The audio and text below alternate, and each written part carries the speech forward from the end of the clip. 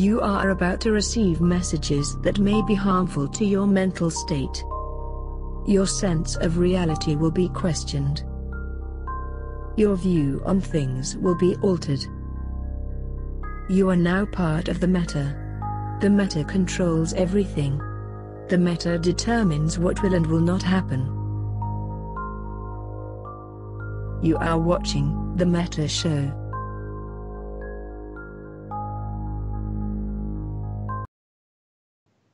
Yay, I got it to work right. You did. Go me. I mean, no, it just takes a second. It just, it takes a second. Gotcha. Success. Well, here we are. It is Saturday. We have a fantastic show lined up with lots of multimedia adventures for you guys to take a look at. It has been a week of fleets getting bosuned, fleets getting smart bombed, and we have the footage. So interspersed between a lot of space news, because we actually have a lot of things going on in EVE Online today. All this week, really. We've seen chaos throughout the galaxy. And we also have fancy visuals of entire fleets getting smart bombed and bosuned and hilarity like that. So it should be pretty awesome. Another thing real quick that's being discussed and looked into is, since all of you here love the Imperium, and we're going to steal some things from EVE Online's Alliance tournament, is we're looking to do Alliance recruitment or corp recruitment, like segments, like little 30-second commercials. And it's possible we might start using those instead of like instead of a full transition. Just show a quick commercial, like, "Hey, Karma Fleet's recruiting. They just threw 10 billion at us. Cool, you get your little segment." So that's something that was discussed today. Also, a quick aside before we jump into the fun, we're looking to do some new articles to mock our enemies. I might actually write it myself, although someone asked me to have it ghost written because nobody ever believes me, and they think I'm here to lie to them. We're going to start doing like a Snopes-style article of GOTG broadcasting fleet comms, where they promise their members this huge fight's going to go down, to which our matching broadcasts are, "Go mine these rocks, you lazy assholes." So it's going to be kind of hilarious. I'm looking forward to seeing that. Let's see. We've got a couple of subs here. So Diesel 1975 for 18 months, Sekfa Zero for just subscribing with Twitch Prime, and also I saw C Shuffle up here for 31 months in a row. Thanks it's gonna be great. And use Bleach, of course. Also, never not use Bleach. Yeah. So our top story today, and he is here right now. Actually, hold on 1 second. We have Villy again. Villy is a wonderful regular on this show, and we're having him here because he's going to be our top story today.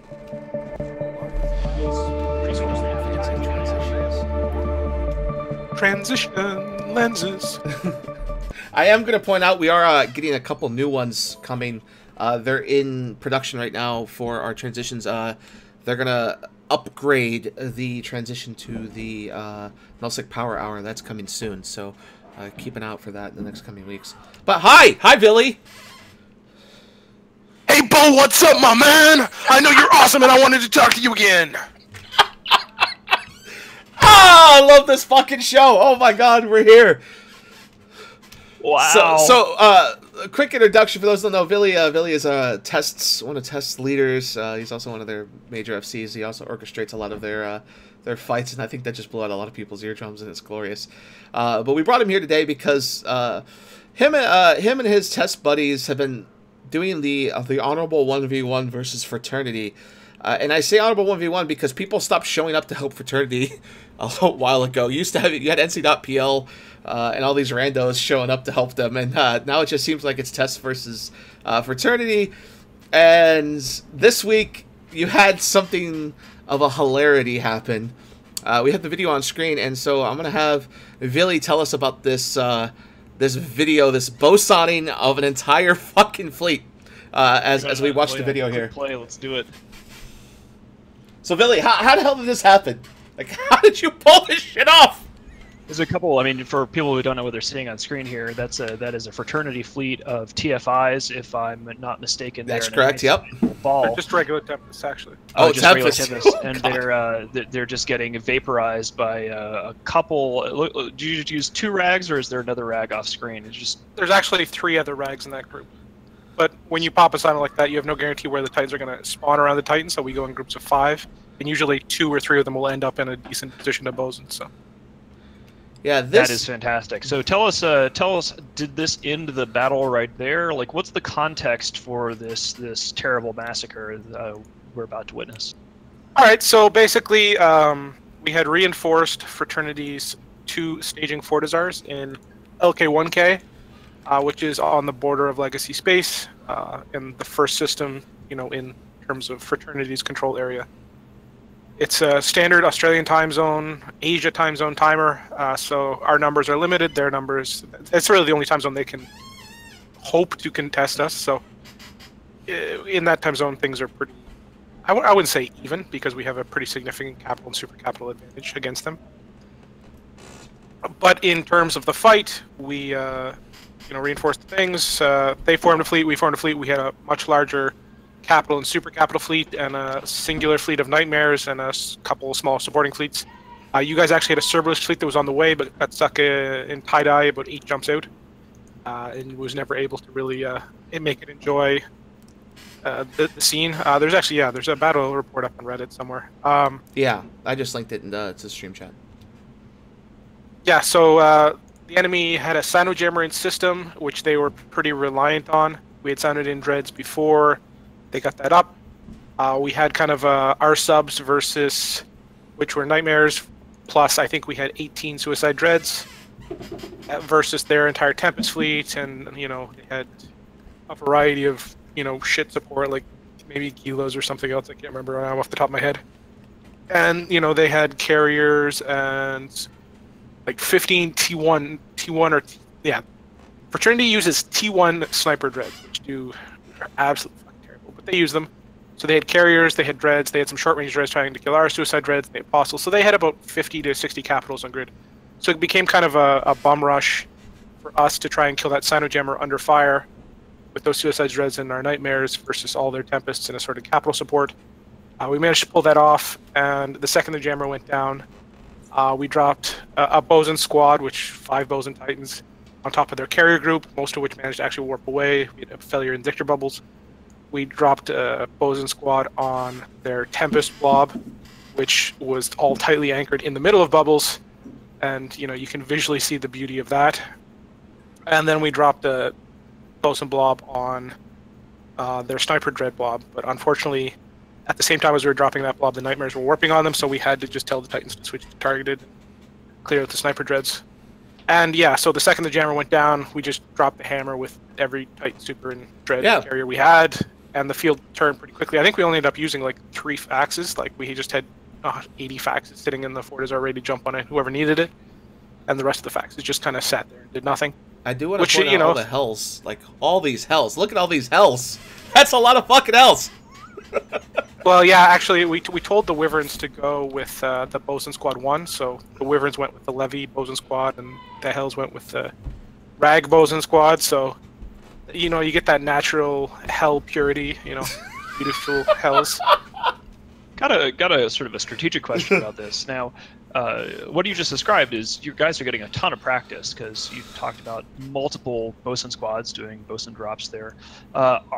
Is Test able to operate with supercap supremacy here because PL and NC Dot are not in the area, and they're not even have they just stopped trying to go after your Titans after they lost all those dreadnoughts?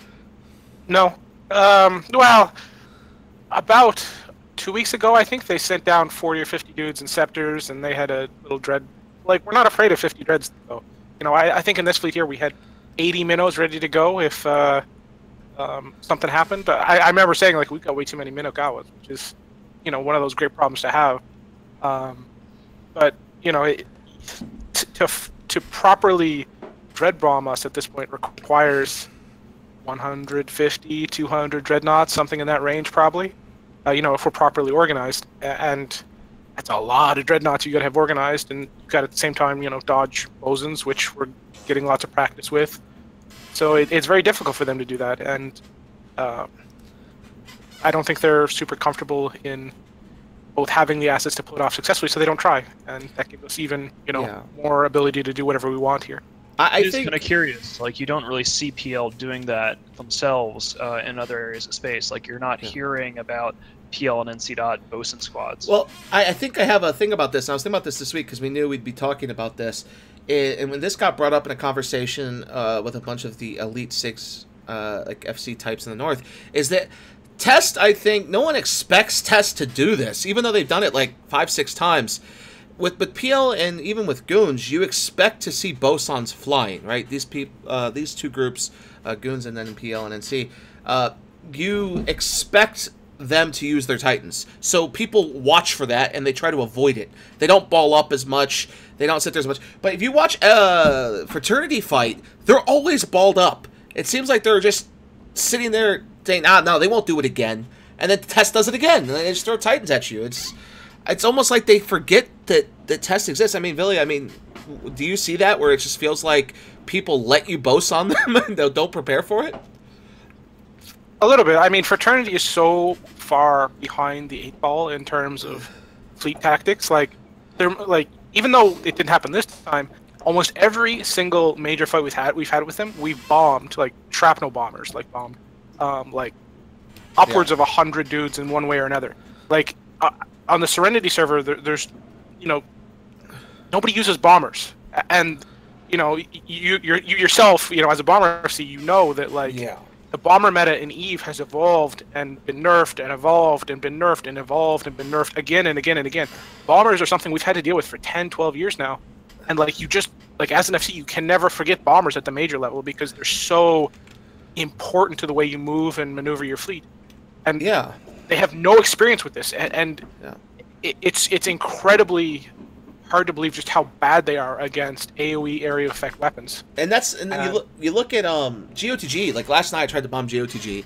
I messed up for a fraction of a second. I probed the wrong ship. I was off by 200K, and that fraction of a second meant I couldn't bomb them the rest of the time. Right? They were spread out. They were all set up for it, and they prepare. Even Horde prepares by bringing shitloads of anti-bombing stuff. They don't warp directly to gates. Like, it just seems like, not just Fraternity, but I mean, someone linked the video of Skill Yourself doing this to DCU and the drone lands in the North. These people, it just feels like they don't prepare for it. They're not fighting enough, or they're not used to fighting enough to where this will happen. It's pretty amazing to watch, I want to give credit to Test here on this. I know that Boat was suggesting that people expect this kind of bosuning from Goonswarm. Yeah. And I think that people do expect bosons when they send fleets, and we've got some hilarious video of this. People come into Delva fleets and they're expect to get bosoned on gates there. But one of the things that I think Test is really ahead of the curve, more so than we are, really, is setting up bosun squads and actually, not just using them for ganks, but actually deploying them in combat under risk with the Minakawas in reserve. I think that you guys are currently probably have the most alliance level experience with bosun squads in contested SOV events of any entity. I mean, is that a fair compliment, Villy, or have you seen anybody else? No, I would say that's absolutely true. I mean, the two rags there that got that bosun off last week, and they have the record for the most battleship kills in a bosun ever now. I personally know I've got the most capital kills with bosons of anybody in EVE. It's not so much that we're ahead of the meta, it's that we have the targets that will fight us and give us those opportunities much more than Imperium or PanFam ends up with. Just because we're in a smaller entity kind of field. Like, when you guys field 250 Titans or whatever insanity fucking number of super caps you guys field, it creates a situation where the only possible enemy that can contest you is the other side of the galaxy, which really limits your ability to see that kind of combat. Whereas we're still in the range of, like, we hit 50, maybe 60 Titans on our max form-ups. And, our enemies, well, I mean, Fraternity is still capping out at, like, 15 Titans, but, there's a workable level of play here, right? So that kind of thing is allowed to happen, and, it gives us that opportunity to try those things out and experience and grow. Whereas with you guys, the field is just so incredibly slanted. that it makes it hard to see those things happen. Yeah, I think that like one of the things that we looked into, I think a few major things have happened because of Test pushing the SuperCap meta in a couple of different ways. One is now that you have proven that even 300 dreadnoughts are no match for a properly organized group of faxes. I think that there is, at a strategic level, much more willingness to potentially use and risk Titans, because you can see from that fight that you led that, you know, as long as you've got your faxes organized and you've got your ducks in a row there, you can handle 300 dreads dropping on your group of Titans. And that sort of opens up the field then for these really hyper-aggressive plays. The last time I saw NC Dot try to do something like this, it was in 9.4, and they were using it as a suicide play. They explicitly said, you know, they sent in 3 Titans to try to vape our carriers, and it was explicitly not, hey guys, this is a thing that we do. We have bosun squads, which is what Test is now doing. But was just like a throwaway thing. For us to try to replicate that, and I want us to replicate that at the Imperium level, is something that, you know, we're going to have to get practice on our CC Capital training ops and stuff. I'm going to show a video real quick right now. We're talking about bosoning. The guy in this video is now past 400 kill marks on his Titan just in bosoning. His name is Mr. Frisker, the Sister Fister. That is one of the greatest names in Titan. So right here you see a boson going off. This is Killabee and 100 NC Dots claws. To vaporize claws on a gate, you can't just do one boson. A lot of people look at it and go, oh, if we boson the gate with one Titan, that should easily kill them. No, you have to, game of ticks. The game operates 1 tick, 2 tick, 3 ticks. As they warp to the gate, if they go to jump, 1 boson will not get them. You have to use 2. So that's why you see 2 Titans for an interceptor fleet.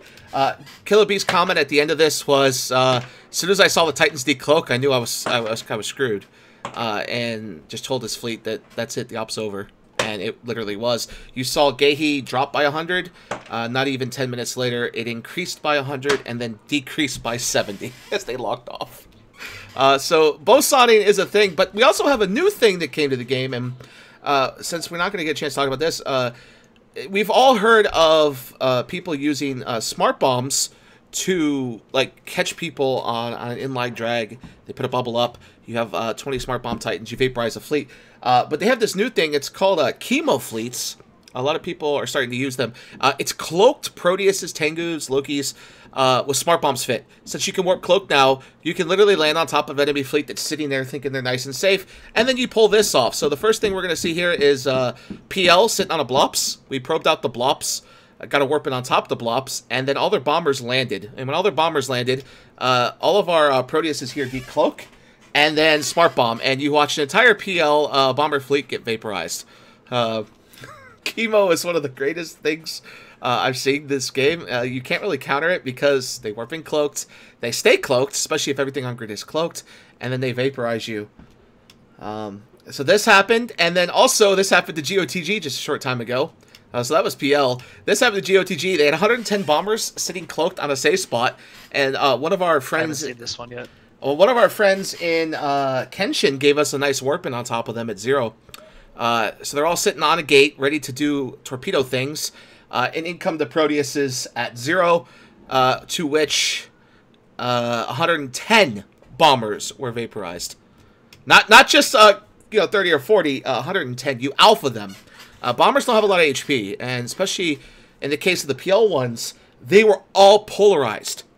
So you're talking 130 to 200 mil per bomber, and they lose 70 of those. So it is like fireworks going off, because at first you think you're looking at a blank screen on the video, and then suddenly smart bombs happen, and then all these wrecks appear. A bunch of spaceships get decloaked, they show up, and then they blow up, and then the pods get What's killed. great about these is that you don't even see this coming. I don't know if Test has done this in the South before, but I'm sure they've seen it.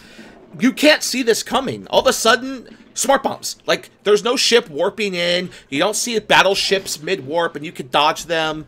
It's decloak, insta-dead.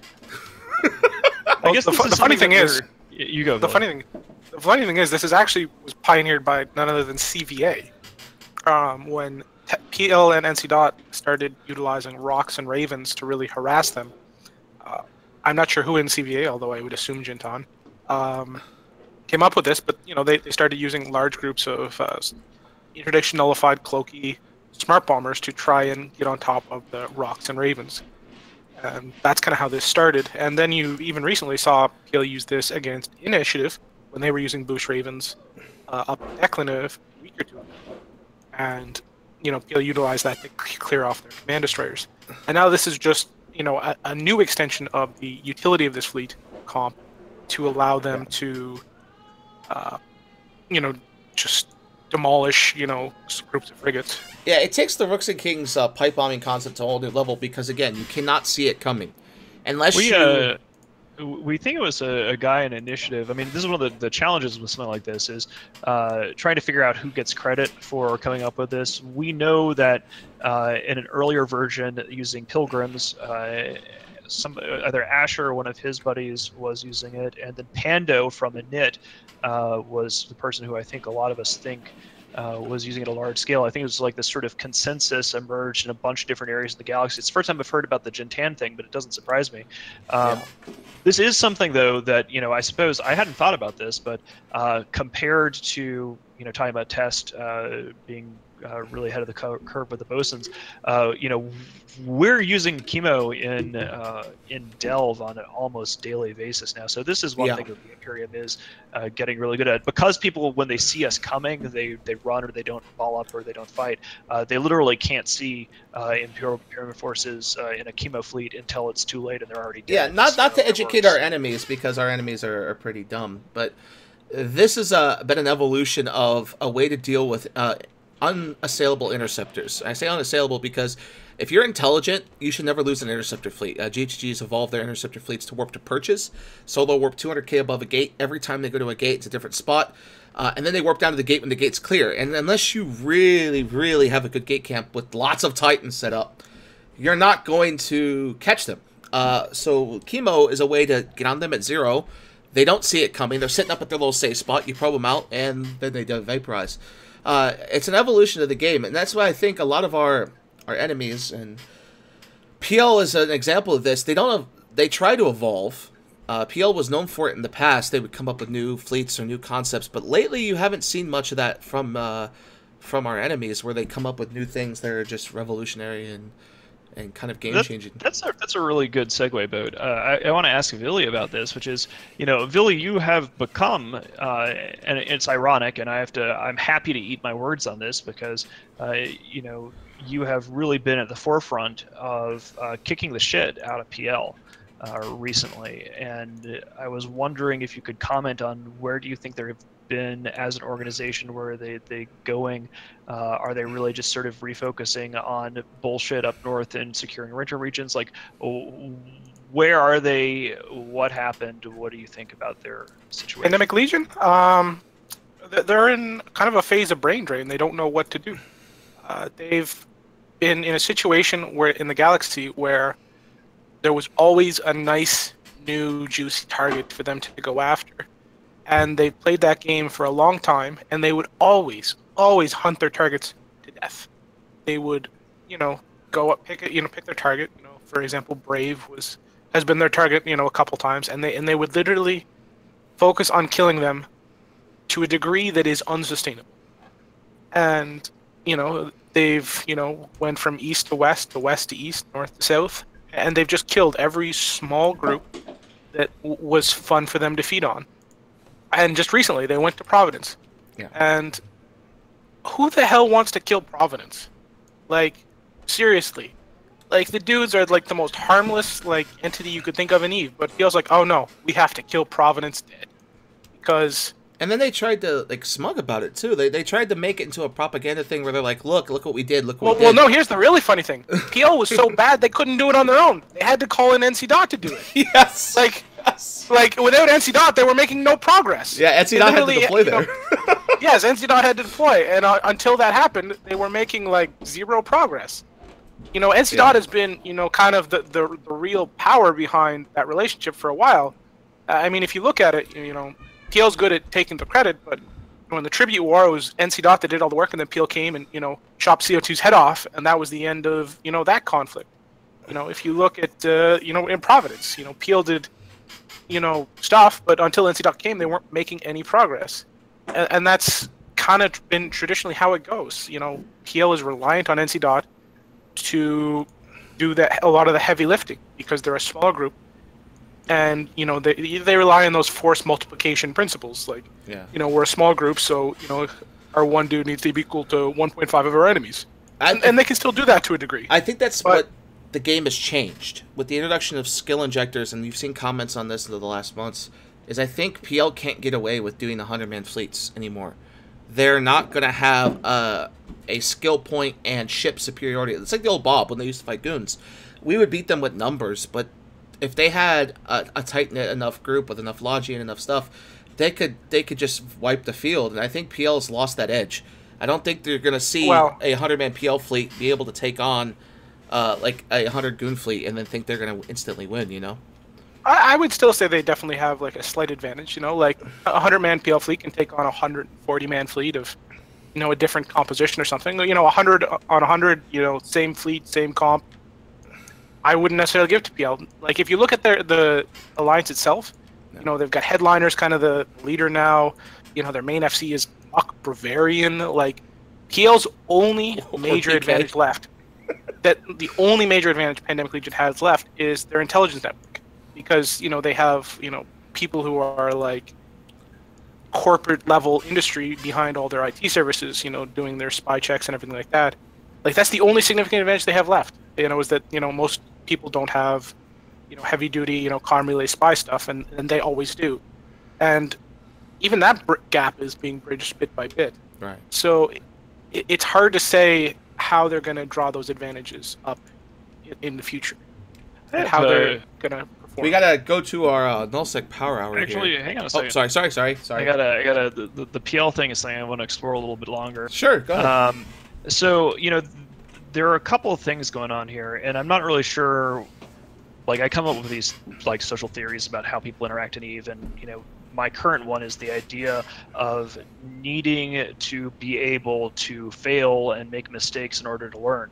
And PL used to have, PL had, I guess, this identity as being the top alliance in EVE and the bestest of the best, most elite, blah, blah, blah.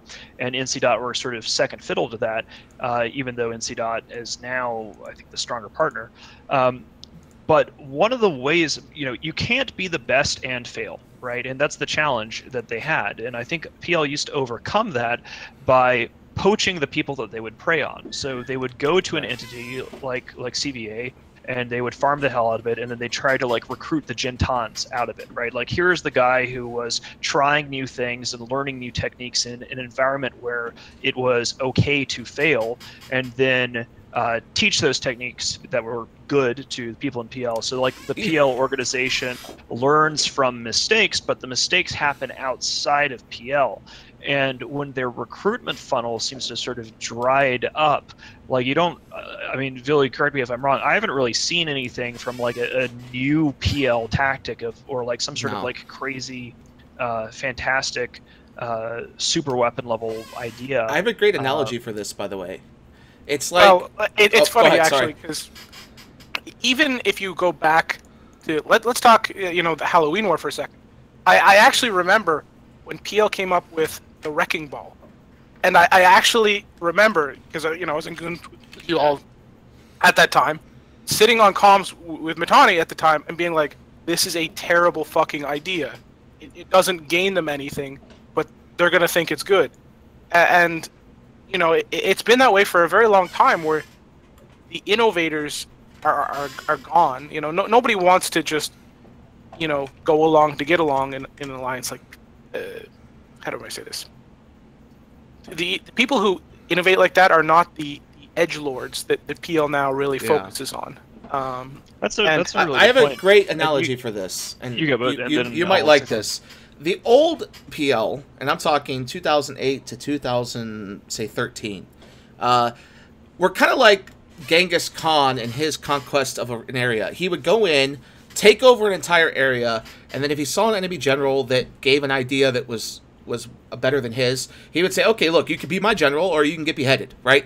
And he'd wipe out the town and take what he liked, and then use what he liked to the best efficiency he could come up with, right? So that was PL for a time. They would go in, they'd be like a locust. They'd swipe through a group, or they would help a group that was dying just to poach the good people. And then PL has always had this policy where one guy was the money, one guy was the emperor, if you want to go to a Roman analogy, and then he would delegate the power out to his generals, i.e. the FCs, and they would be allowed to do whatever they want with unlimited funds. They've evolved now, I think, more in the last few years, especially after the war with us up north, to more of like a dying Roman Empire. You had the guy at the top with the money, the emperor, who would tell whoever came along with what he thought was a great idea that they'd go ahead and do it, and even if it failed and it looked absolutely stupid and horrible, he would smile from the rooftops. Oh, look how well we're doing. And the CVA thing's an example. They went into CVA and they wanted to boast about how great they were and how they killed CVA. They did this for Brave too, and it just doesn't. Nobody cares anymore, right? Like, it's falling on like deaf ears. Like, nobody looks at PL and goes, here's oh, a really amazing. funny thing about. Yep. Here's a really funny thing. So that they've killed, primarily all the groups that PL had spies in. Right. CVA's been fucking wrecking them. Every second week, they're like hot dropping and killing like random hells and oracles and shit. Yeah, they did like kill a hell recently. Yeah, right. They caught like who was it? Doom Chinchilla's Rourke for 30 or 40 bill, and this week they caught Headliner with his Rourke and some dude's hell. Like, when PL loses that spy advantage because they've killed all of the little subset alliances within CVA that they had the spies in, they're trying to operate without that perfect intelligence. They just do dumb shit, and then all of a sudden they're getting punished for it. Yeah, they get that's a good point. They tend to get away with a lot of dumb things because they can see what's coming next. I don't think that lately has been happening. You're seeing a situation now up north where PL is dropping. Hell, they dropped Supers and Titans on Black Legion because Black Legion was shooting one of their Pocos, and they're supposed to all be up there helping GOTG. And this is a great segue to who we're going to talk about next. More PL. I had to, like I said, okay, I go had ahead. Nothing else to say, but you're sorry. So I want to bring this back around to what Villy is doing with Bosuns, what Test is doing with Bosuns is, that is an environment of innovation. I think, at some point, one of those things might fuck up, and Test is going to lose 5 Titans, right? But that's okay. Right, because they're learning all these other things. Maybe they won't lose 5 Titans. Maybe they'll lose 1 or 2. Maybe the facts thing will work. But the point is that there is a very, there's a risk of failure there. And in order to get your pilots that experience and boast in all these fleets, you have to put them at risk and potentially turn into a headline of, oh my God, Test lost these Titans. And they're not going to give a shit when they do lose those Titans, because they're going to go, okay, well, whatever, I'm assuming, because they've been boasting people and they're happy with it. And you can only learn new things if you're willing to risk and you're willing to fail and you're willing to accept potentially a big public humiliation of everybody pointing at you and going, you failed, you lost a spaceship. And PL doesn't do that anymore. And so that's why I think it's funny. Yeah. You go, Billy. Yeah, go ahead. Like, if you look at the D-G Dread Bomb, which was 300 dreads, those dreads, right? And 1 Titan for that fight. And certainly there was a chance we could have lost 2 or 3 or 4. But, you have to have confidence and you got to take the gambles. You have to take the risks to prove the point, learn the lessons, and get better. That's just part of the goal, Okay, now, Bode, I'm sorry, we've been holding you back because we've got a lot more funny video to show you guys. Well, I don't even know if it's video, but it's more just a comical discussion, and the Nullsec Power is going to provide it. So this is the thing that we're going to be improving on. Make this, working with the creative team to make this a lot better, and it's going to have fancy suns. Okay, so right away, we're going to jump into Sort Dragon does a State of the Alliance. We talked about a little bit how this was going on in progress during the show last week, but we found out on Sunday that this was not a State of the Coalition. It wasn't for GOGG. It was Darkness only.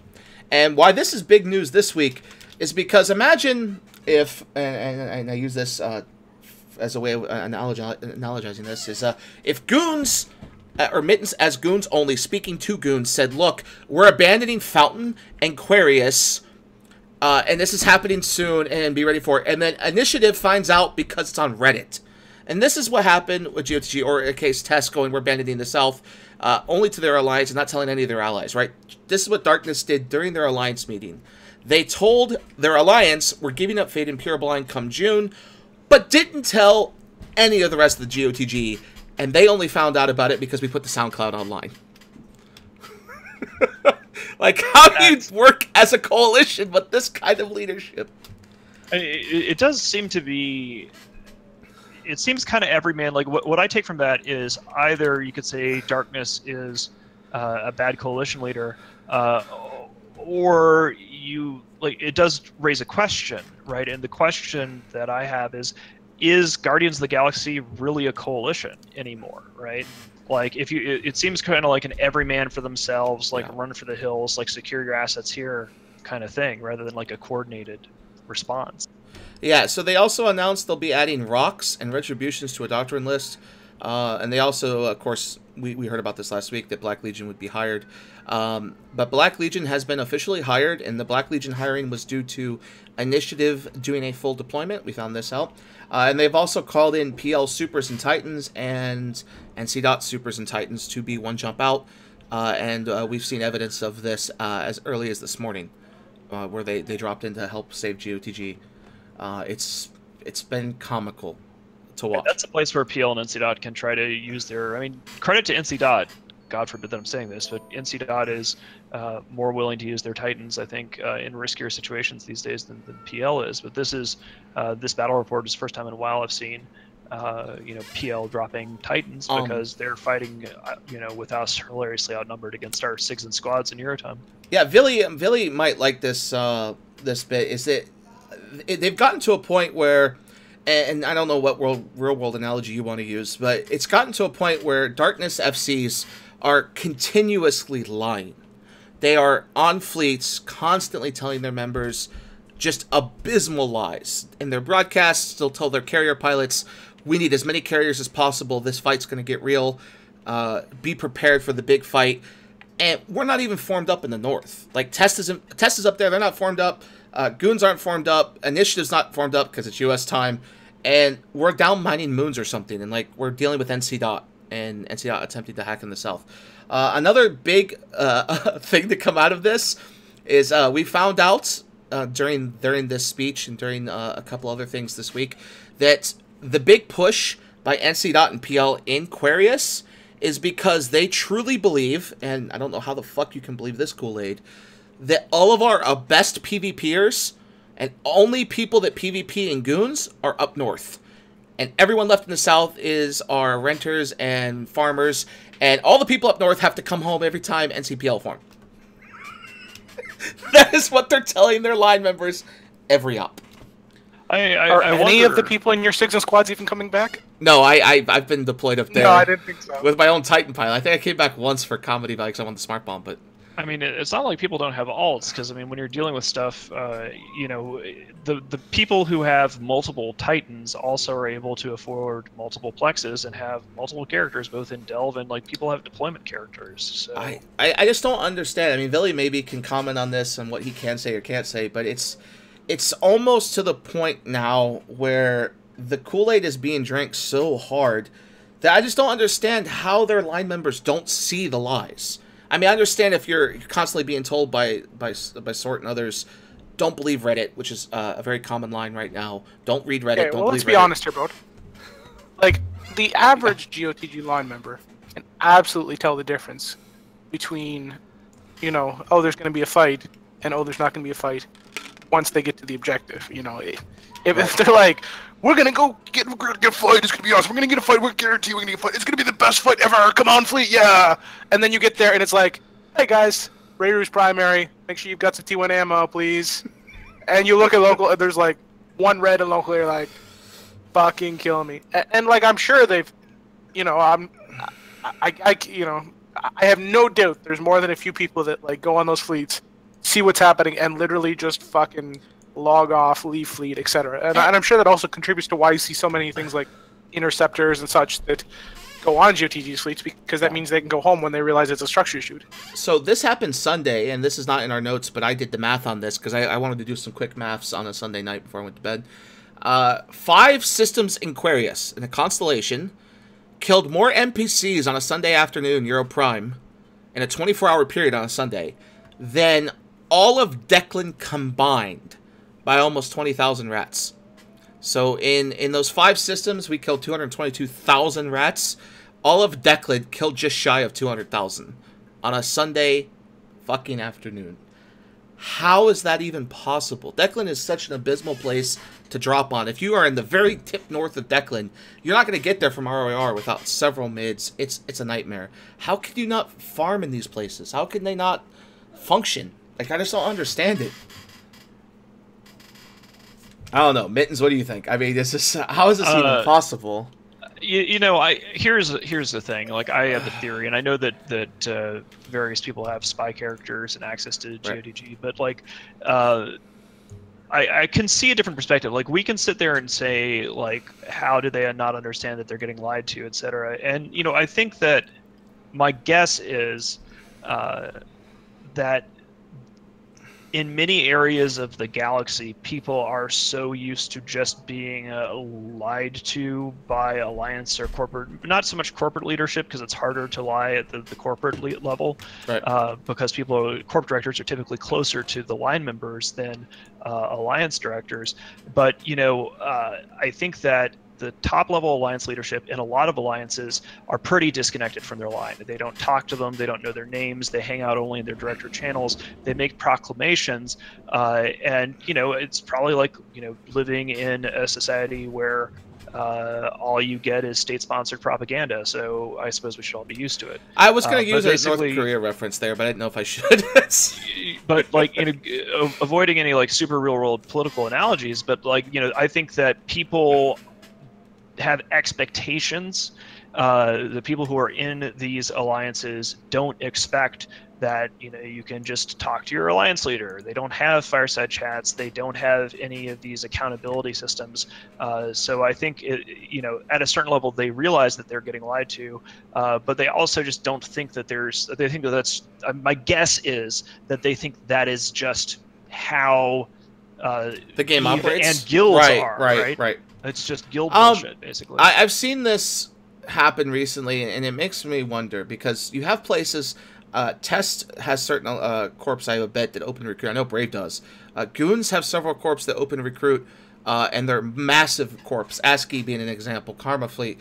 These people have alternatives, and I wonder if they've just spent so much time in EVE hating the opposite side that they feel like if they join the opposite side, they've betrayed what they've done in EVE. So they view. Well, it's funny you say that. Go ahead.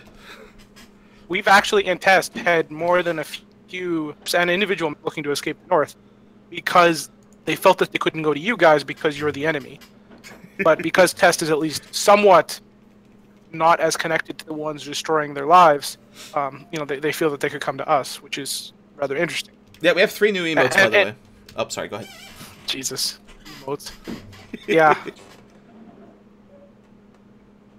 Oh, sorry. I didn't mean to interrupt you. Sorry. I don't know what I missed. Just you're talking you know, I'm saying that like your side. Yeah, people are willing to join Test because, you know, while we're against them, I guess you could say, we're not the ones that are actively shitting on them and destroying their lives. So they feel they can come to us, and you know, it's not a betrayal of their current leadership and friends, etc.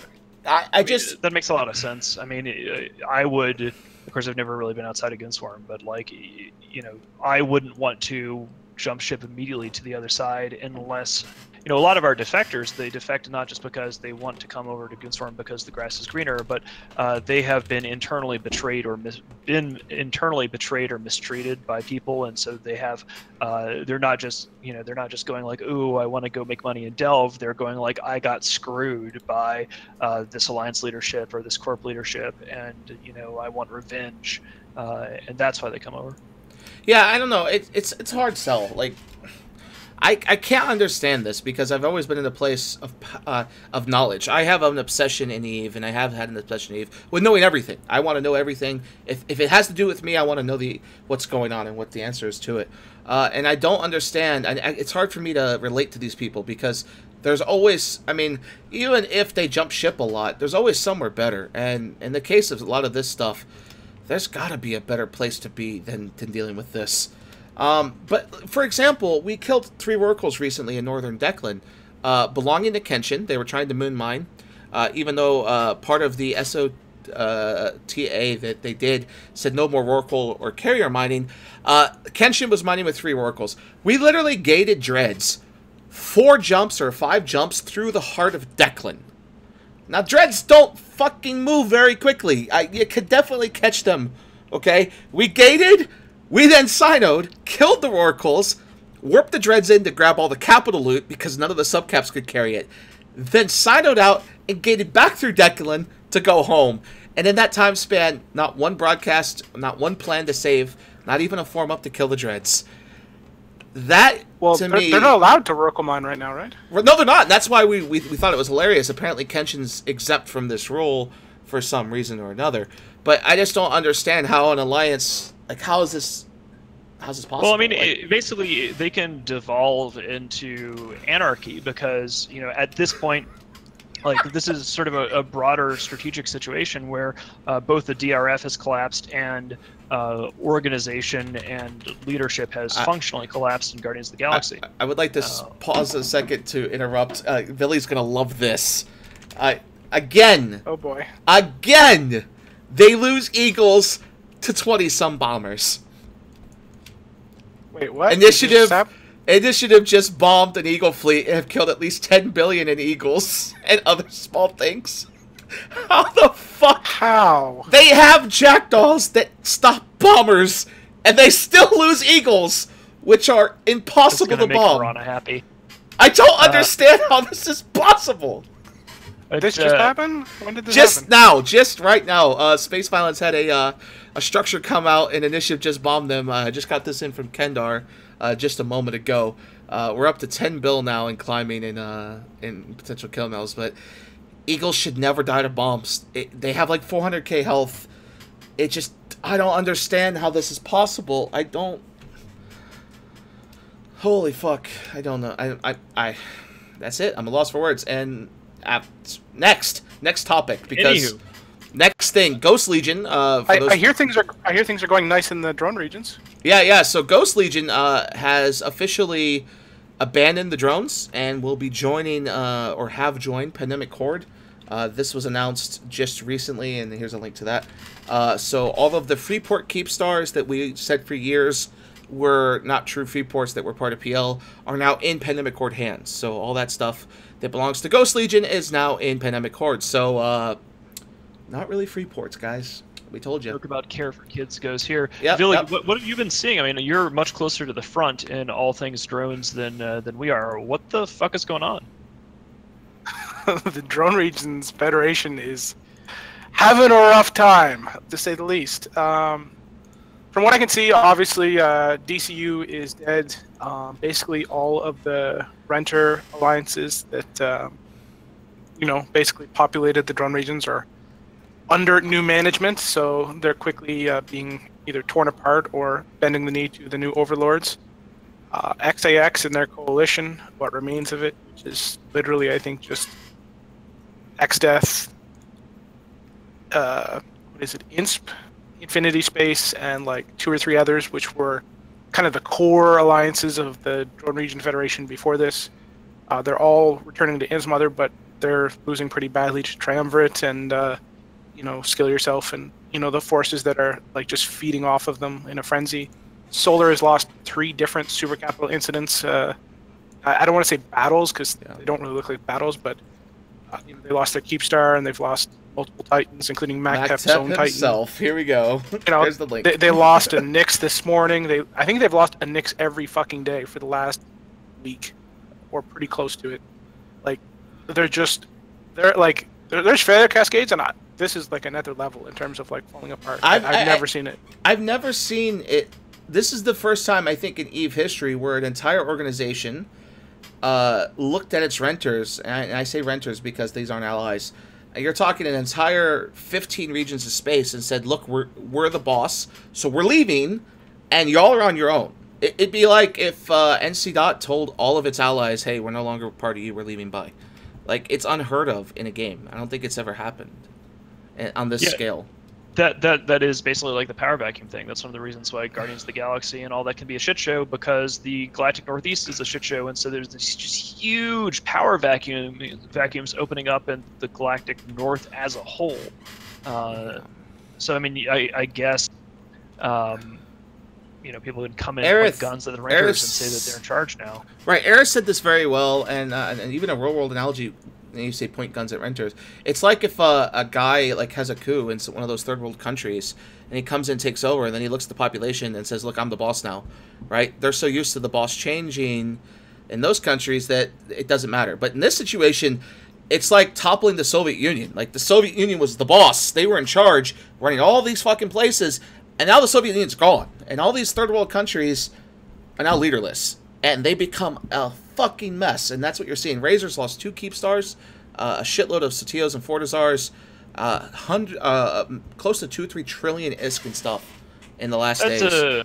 That's a good point. So, and Villy, you got a question here from Bleezy123, which is, are you guys in test? Are you still allied with what's left of Legion of Death and crew? Or are you gonna what's the plan there? So we have a kind of a friendly relationship with X-Death and Carer, I think it is, and that crew. Like, we still have a joint Discord where they try and ask us to come to every op, but we have our own wars to deal with and our own conflicts and such. Like, we're okay to come help them now and then, but they're in such a world of hurt that we can't prop them up. Like, there's no possible way.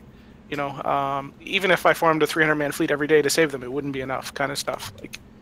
Weekend at Bernie's kind of thing. We're friendly, right? I think they're, the guys at their top there are generally good dudes. And obviously, they're regular line members or just regular line dudes, and they're doing their thing. But we're not hostile, and we're definitely better than neutral, I would say. And if they need a couch to crash on, maybe we'll be the one to offer it. I don't know how it's all going to work out. But I just can't believe we're friendly, but not we're friendly, but not military reliant allies. I guess I don't know how to describe it. It's kind of an awkward situation where we would like to help them more. It's just there's a level you have to stand on your own before we can do more to help you, which is kind of what the position we were in 2 or 3 months ago. Yeah, and that's again why I think the Soviet Union thing works great, because just 6 months ago they were demolishing Tri. Forcing Tri leaders to abandon Tri for the first time in a long time. And the groups that were working with Tri were just getting obliterated by the drones and Test and other groups.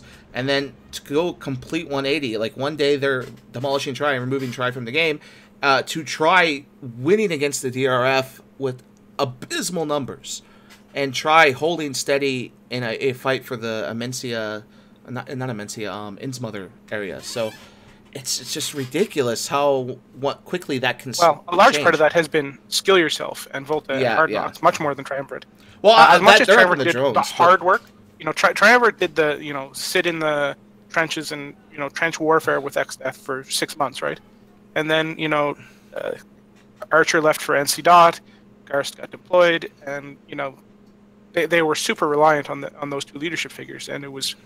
Triumvirate went from an alliance that fielded 200 dudes to an alliance that fielded 50 almost overnight, and at that point it became Skill Yourself and that crew's war, and the numbers they've been putting up in terms of super caps is so much larger than what this weakened DRF could field. Yeah. That basically there's been no options for the DRF to recover, and now the Triumvirate is resurging with Archer back and Garst back. The hammer is coming from 2 sides. They're just in an absolutely terrible position, and even we've tried to give them some advice in terms of what they maybe should do here and there, and they're just. I don't think they're able to accept just how much reality has changed in the last 2 months for them, and I don't know if I could literally, it would not surprise me if they died to literally the last in its mother. Yeah, that wouldn't surprise me. We have a. Oh, sorry. Go ahead. I was going to say we've got a question here from Noisy Gamer, which is, if the North is such a shit show, is that a good time for new organizations to try to move to Null? And the answer to that would be yes and no. One of the things about NullSec is there's, I think, this idea that we've I can't really think of many examples of the idea of a organization moving from some other part of the game into nullsec. Like, I don't think we really see that happen.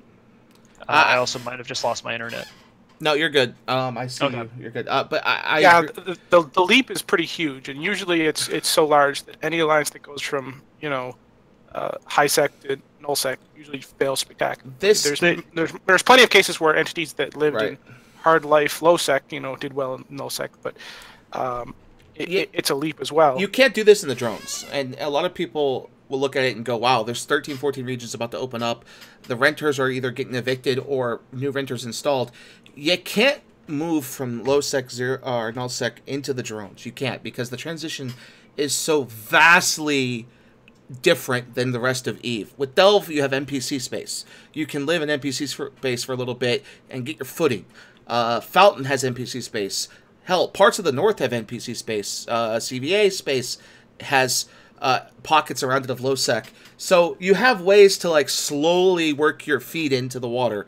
In the drone lands, you're thrown in, right? The closest NPC space is like 6-7 sinos away, right? You have to build up your shit immediately on your own, and you have to have a way to get it out safely on your own, and that's immensely difficult when you have a big power switch like this, because Skill Yourself will just murder you. They have so many Titans supers that it's almost unbelievable. Like when, to use this analogy, another one real quick, is when NC Dot was moving down south to Gehi, we all thought they were going to the drones to just take on these supers and Titans. We all saw this as an opportunity for NC to swing its big dick in terms of Titans and super numbers. They do have them, and they didn't do it. They left their supers up north, and they brought subcaps south. So it's just, I don't see that changing anytime soon.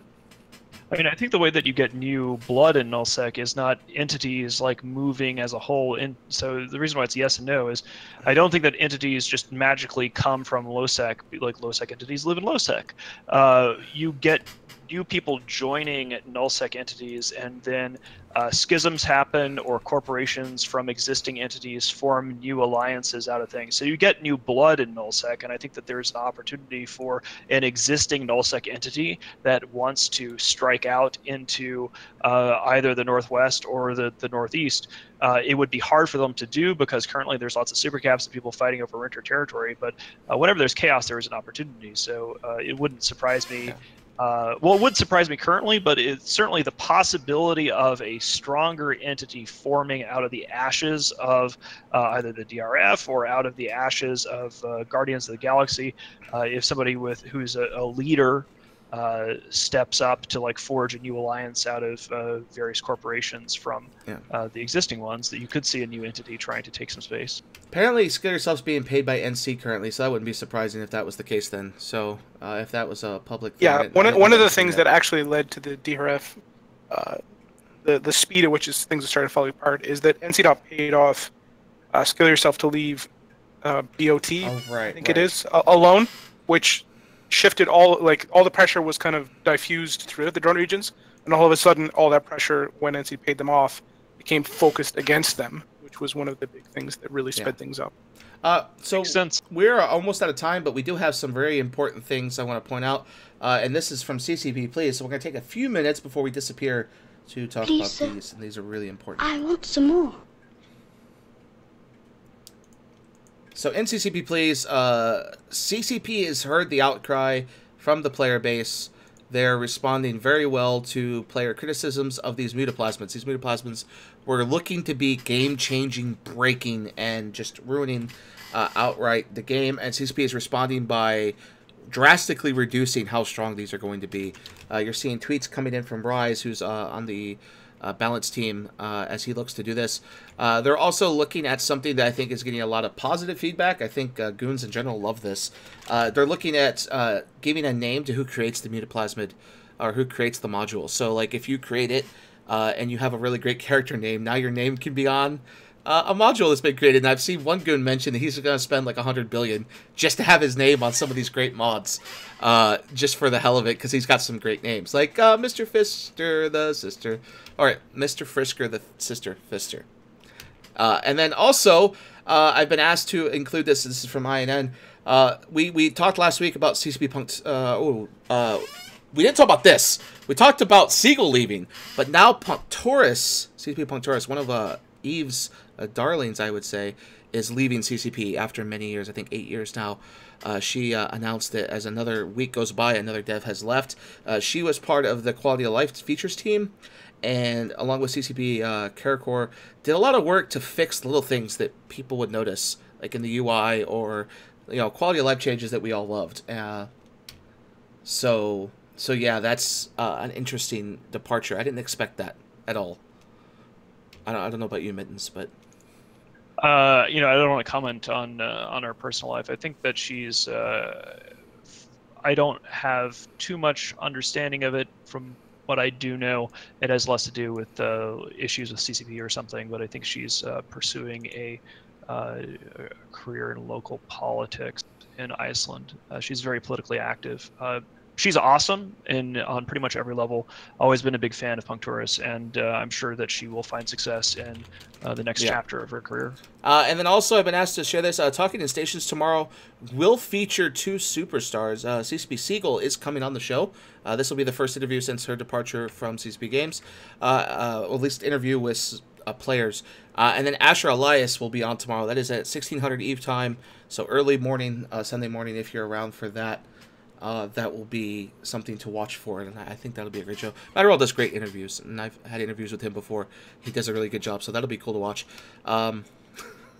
Yeah, it's quite amazing. So that's it. We're out of time, unless there's more commentary. A special reminder to all people in Eve: pay your rent when you are renters.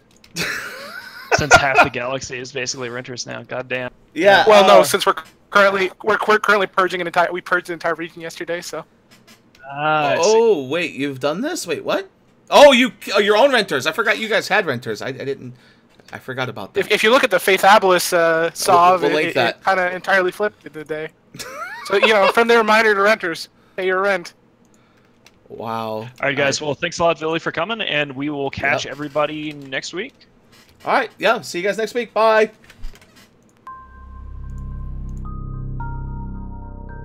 You are about to receive messages that may be harmful to your mental state.